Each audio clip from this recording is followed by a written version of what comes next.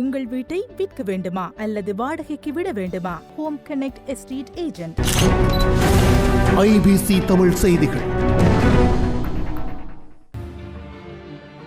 பிரதமர் தலைமையிலான அரசாங்கத்திற்கு முன்னாள் ஜனாதிபதி மஹிந்த ராஜபக்ஷ தனது முதலாவது ஆதரவை வெளிப்படுத்தியுள்ளார். பல்வேறு சர்ச்சைகளுக்கு மத்தியில் புதிய அமைச்சரவை நேற்று ஸ்தாபிக்கப்பட்டது. இந்த நிலையில் நாடாளுமன்றமும் கூட உள்ளது. இதன்போது அடுத்த ஆண்டுக்கான முதல் 3 மாதங்களுக்கான இடைக்கால கணக்கறிக்கை இன்று நாடாளுமன்றத்தில் சமர்ப்பிக்கப்பட உள்ளது. இது தொடர்பான விவாதம் குறுகிய காலப்பகுதியில் நடத்தப்படும் என ஆளும் தரப்பு அறிவித்துள்ளது.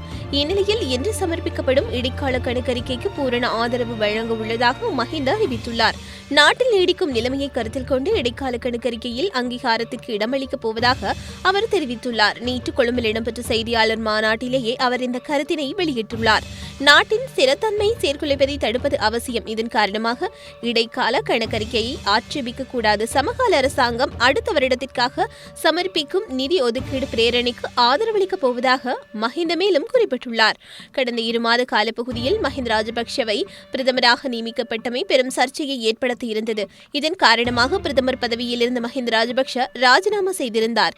இவ்வாறான சூழ்நிலையில் அரசாங்கத்தின் செயல்பாட்டுக்கு மஹிந்த ஆதரவு தெரிவிப்பது குறித்து அவர் பங்காளிகள் அதிருப்தி அடைந்ததாக தகவல்கள் வெளியாகியுள்ளன. இந்த மாதிரி நிறைய வீடியோஸ்க்காக IBC தமிழை சப்ஸ்கிரைப் பண்ணுங்க.